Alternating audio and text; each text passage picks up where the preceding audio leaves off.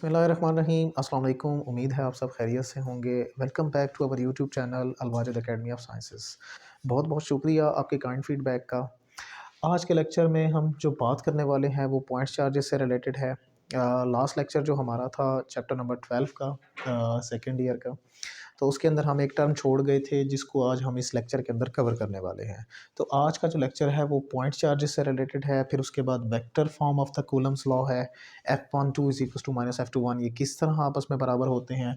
और इसी के बाद आखिरी टर्म हमारी होगी कि F3 जो है वो ग्रेटर देन F मीडियम कैसे होती है। तो आज के लेक्चर में हम इन चारों चीज़ों को कवर करने वाले हैं। तो सबसे पहले एक छोटा सा पॉइंट है जिसको हम कहते हैं पॉइंट चार्जेस। तो ये पॉइंट चार्जेस क्या होते हैं? ये बहुत आसान टर्म है, ये कोई मुश्किल नहीं है। हम कहते हैं ऐसे चार्जेस को हम पॉइंट चार्जेस का नाम देते हैं कि अगर उन चार्जेस के दरमियान सेपरेशन उनके साइज़ के मुकाबले में बहुत ज़्यादा हो। इसका मतलब ये है कहने का कि अगर फॉर एग्ज़ाम्पल ये चार्जेस हैं इतने छोटे हैं कि इनके दरमियान सेपरेशन बहुत ज़्यादा है। फॉर एग्ज़ाम्पल अगर आपको यहाँ पे ये नज़र आ रही है कुछ इस तरह से, तो आप इसको कंसिडर कर सकते हैं कि ये चार्ज बहुत छोटा है। तो बहुत छोटे-छोटे चार्जेस हैं बट उनके दरमियान अगर सेपरेशन बहुत ज़्यादा है तो ऐसे चार्जेस को हम पॉइंट चार्जेस का नाम देते हैं। तो पॉइंट चार्जेस के फ़ौरन बाद नेक्स्ट टर्म हमारी आती है vector form of the Coulomb's law. तो यहाँ पे हम लिखेंगे vector form of the Coulomb's law. Last time हमने जो कूलम्स लॉ लिखा था वो जस्ट मैग्नीट्यूड फॉर्म थी, और वो क्या था, वो जो आपके पास कूलम्स लॉ था वो लिखा गया था F is equals to 1/4 pi epsilon not multiplied by Q1 Q2 divided by R का स्क्वायर। बट आज हम जब इसकी वेक्टर फॉर्म लिखने जा रहे हैं तो हम क्या करते हैं, इसके ऊपर एक वेक्टर को ड्रॉ कर देते हैं, क्योंकि हमें पता है कि जो एक वेक्टर है वो बेसिकली अपनी दो चीज़ों को रिप्रेजेंट करता है। वेक्टर के अंदर उसका मैग्नीट्यूड आता है और मैग्नीट्यूड के अलावा उसकी डायरेक्शन आती है। तो यहाँ पे डायरेक्शन को रिप्रेजेंट करने के लिए हम एक यूनिट वेक्टर का सहारा लेते हैं। तो यूनिट वेक्टर क्या होता है, हम डेफिनेशन इसकी पहले से जानते हैं। Unit vector is a vector whose magnitude is 1। Number 2, unit vector क्या होता है, why we use unit vector, we use unit vector only in order to represent the direction. तो डायरेक्शन को रिप्रेजेंट करने के लिए हम यूनिट वेक्टर को इस्तेमाल करते हैं। तो जब आप क्या करेंगे, एफ के ऊपर एक वेक्टर ड्रॉ कर दिया तो आप इसको लिखेंगे 1/4 pi epsilon naught into Q1 and Q2 divided by R square, और वेक्टर की वजह से इसके साथ आ जाएगा एक आर यूनिट वेक्टर। तो ये बहुत छोटी सी टर्म है, ये कोई मुश्किल नहीं है। और ये जो हमने vector form of the Coulomb's law लिखा है ये बेसिकली हमने लिखा है in terms of the free space. अगर ये फ्री स्पेस के अंदर नहीं है, in the presence of any medium अगर आप इसको लिख रहे हैं, तो फिर वेक्टर फॉर्म क्या बनती है, वो बनेगी 1/4 pi epsilon naught into epsilon R. ये फैक्टर इसके अंदर एक आ जाएगा multiplied by Q1 Q2 divided by R square into R unit vector. तो ये बेसिकली एक छोटी सी टर्म थी कूलम्स लॉ की जो कि वेक्टर फॉर्म थी, हमने उसको लिख दिया। नेक्स्ट जो हमारी टर्म है छोटी सी, वो है आपने प्रूफ करना होता है कि F12 जो है वो बराबर होती है -F21 के। तो ये आज की टर्म है बेसिक। तो इसको समझने से पहले आपको एक जुमला जो है वो याद रखना होगा, वो होता है ऑन, और थोड़ी सी स्पेस देने के बाद मैं इसको लिखूंगा ड्यू टू। इसका क्या मतलब होता है ऑन और ड्यू टू का? तो आपको मैं F12 का मतलब समझा देता हूँ। देखें भाई, आपने इस जुमले को याद रखना है और इस जुमले के मुताबिक इसको पढ़ना है। ये है force on the charge 1 due to charge 2, यानी F12 का मतलब है पहले चार्ज के ऊपर फोर्स किसकी वजह से, due to the second charge, उसको हम F12 का नाम देते हैं। और F21 क्या होगी, force on the second charge due to first charge. तो इसलिए हमने ये जुमला लिख दिया। लेट अस अज्यूम दैट हम इसके लिए क्या कर रहे हैं, एक डायग्राम बनाने जा रहे हैं। फॉर एग्जांपल हमारे पास ये एक चार्ज है भाई जिसके ऊपर चार्ज की वैल्यू है Q1। यहाँ पे एक सेकंड चार्ज हमारे पास मौजूद है और इसके ऊपर चार्ज का जो मैग्नीट्यूड है वो है Q2 के बराबर। दोनों के दरमियान जो सेपरेशन है या डिस्टेंस है, वो सेपरेशन हम रिप्रेजेंट कर देते हैं कि वो बराबर है R के। कंसिडर दैट, तो वो है बराबर किसके, आर के। अगर वो r के बराबर है तो अगर ये सेम चार्जेस हुए तो ये दोनों एक दूसरे के ऊपर फोर्स ऑफ रिपल्शन लगाएंगे, मतलब रिपेल करेंगे एक दूसरे को। तो Q1 Q2 के ऊपर फोर्स लगाएगा इस डायरेक्शन में, सेम हेयर Q2 जो है वो भी Q1 के ऊपर फोर्स लगाएगा अपोजिट डायरेक्शन में। अब कौन सी F12 और कौन सी F21 होगी इसका फैसला अभी हम कर लेते हैं। हमने कहा था F12 is basically the force on the charge 1 due to charge 2। It means that Q1 के ऊपर जो अमल करने वाली फोर्स होगी उसको हम F12 का नाम दे देंगे और उसको वेक्टोरिकली ऐसे रिप्रेजेंट कर दिया जाएगा। सेकंड जो होगा चार्ज 2 के ऊपर जो फोर्स अमल कर रही है उसको हम F21 का नाम दे देंगे। इट मीन्स दैट इन्हीं की डायरेक्शन में फिर इनके यूनिट वेक्टर्स भी इन्वॉल्व होंगे। अब हम इनकी वेक्टर फॉर्म लिखने जा रहे हैं। हम यहाँ पे लिखेंगे according to Coulomb's law, according to Coulomb's law.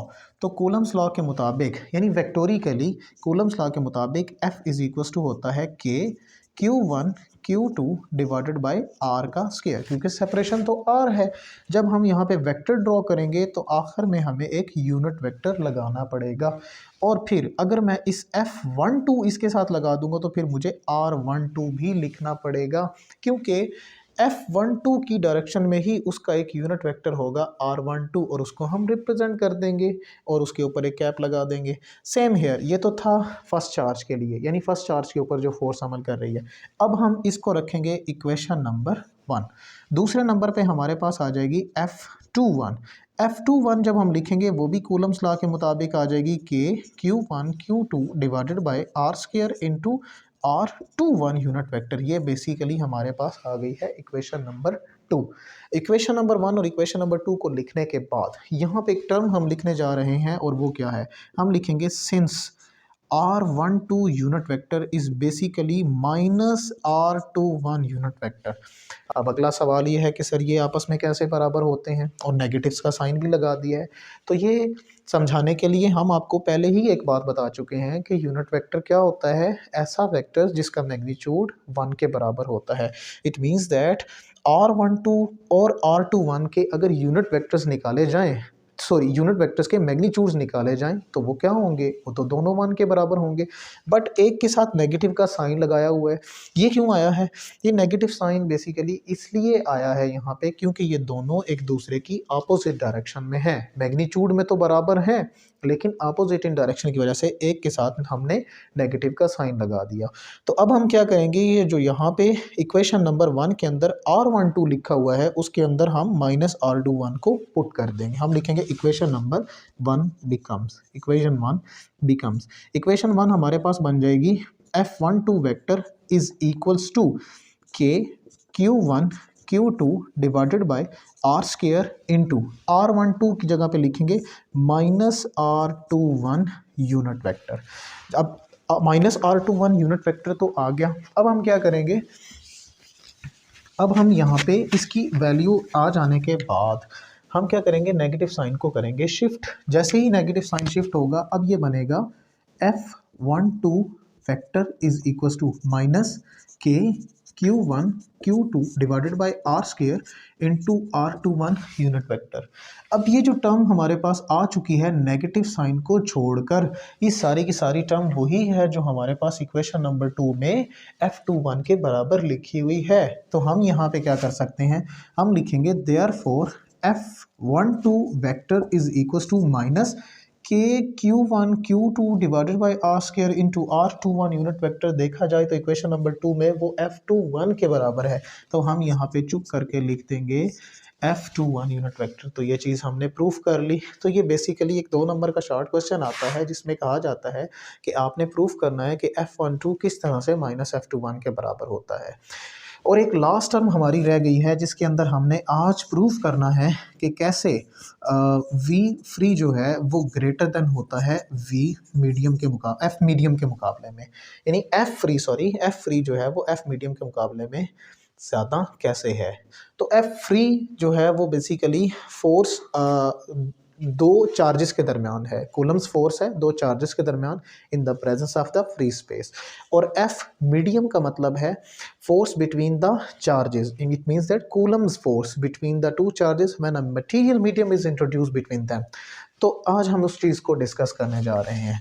देखिएगा, कल भी हमने इस चीज़ को, या लास्ट टाइम हमने इस चीज़ को डिस्कस किया था। लास्ट लेक्चर में हमने आपको ये बात बताई थी कि आपके पास जो कूलम्स लॉ है in terms of the free space, वो हमने कैसे लिखा था? हमने लिखा था in terms of free space, in terms of free space. In terms of free space जो कूलम्स लॉ होता है उसको लिखा जाता है F free is equals to 1/4 pi epsilon naught into Q1 Q2 divided by simple R square. But जैसे ही आप क्या करते हैं, एक मटेरियल मीडियम को इंट्रोड्यूस करा देते हैं, तो आपकी के की वैल्यू चेंज हो जाती है। और के की वैल्यू चेंज होने पर क्या बनती है? 1/4 pi epsilon naught into epsilon R. ये बेसिकली एक एप्सिलॉन आर फैक्टर आता है जिसको हम बोलते हैं relative permittivity of the material which is introduce between the charges.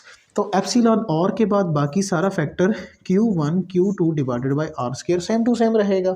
इसको यूं भी तो लिखा जा सकता है, F medium is equals to 1/4 pi epsilon naught into Q1 Q2 divided by R square.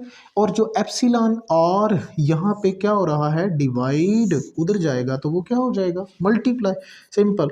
तो हम यहाँ पे लिखेंगे उसको एप्सिलॉन आर। अब क्या किया जा सकता है? ये जो पूरी की पूरी इक्वेशन जो कि हमारे पास राइट हैंड साइड में मौजूद है, वो पूरी की पूरी राइट हैंड साइड दरअसल एफ फ्री के बराबर है। तो यहाँ से हम इसको लिख सकते हैं F medium multiplied by epsilon R is equals to F free. तो जब हम एप्सिलॉन और रिलेटिव परमिटिविटी को हटाते हैं तो फिर यहाँ पे हमारे पास बन जाएगा F medium is less than F free. अब अगला सवाल तो ये बनता है कि सर आपको कैसे पता कि एप्सिलॉन और के हटाने से एफ मीडियम जो है वो लेस हो जाएगा एफ फ्री से? तो दरअसल उसका आंसर ये है कि जो एप्सिलॉन और है उसकी वैल्यू हमेशा ग्रेटर देन 1 होती है। तो 1 से जब भी बड़ी होगी, इसका मतलब ये है कि वो टर्म इस मीडियम के साथ मल्टीप्लाई होने के बाद जो आपको ऑप्शन शो करेगी वो एफ फोर्स यानी फोर्स आएगा फ्री स्पेस के अंदर। तो इसका मतलब फ्री स्पेस में तो फोर्स ज़्यादा हुई। तो हमने ये बात साबित कर दी है कि एफ फ्री जो है वो एफ मीडियम से कैसे बड़ी होती है। इंशाल्लाह नेक्स्ट लेक्चर के अंदर हम अगली बात आपको बताएंगे कि क्या इलेक्ट्रिक लाइंस ऑफ फोर्सेस जब आपस में इंटरेक्ट करती हैं तो उनके इंटरेक्शन के नतीजे में कौन कौन सी नेक्स्ट टर्म्स हमारे पास आती हैं, और उन इलेक्ट्रिक लाइंस ऑफ फोर्सेस का जो कॉन्सेप्ट था वो किसने पेश किया था। इंशाल्लाह नेक्स्ट लेक्चर में हम इस बारे में बात करेंगे। तब तक के लिए हमें इजाज़त दीजिए। अल्लाह हाफिज़।